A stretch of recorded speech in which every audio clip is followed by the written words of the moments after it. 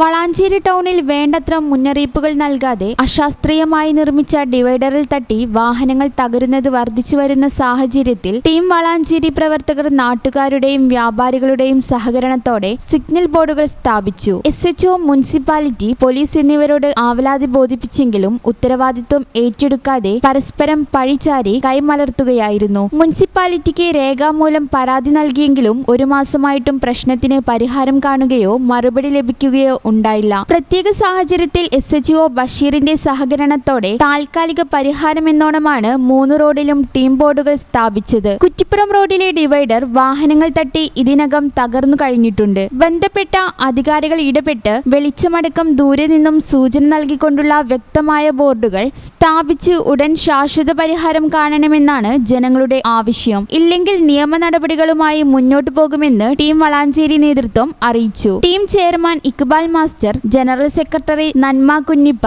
മറ്റു ഭാരവാഹികളായ Sharafu Nalakath, Nisar Palara, Nasar zero out, councillor Noushad തുടങ്ങിയവർ നേതൃത്വം നൽകി. ഈ channel news Valanchery. +2 science, commerce, humanities ഏത് സ്ട്രീം കഴിഞ്ഞവർക്കും പാരാമെഡിക്കൽ ബിവോക് ഡിഗ്രി കോഴ്സുകൾക്ക് അപേക്ഷിക്കാവുന്നതാണ്. NIPMS academy, Nisar hospital, Valanchery. For admission 9957 08048.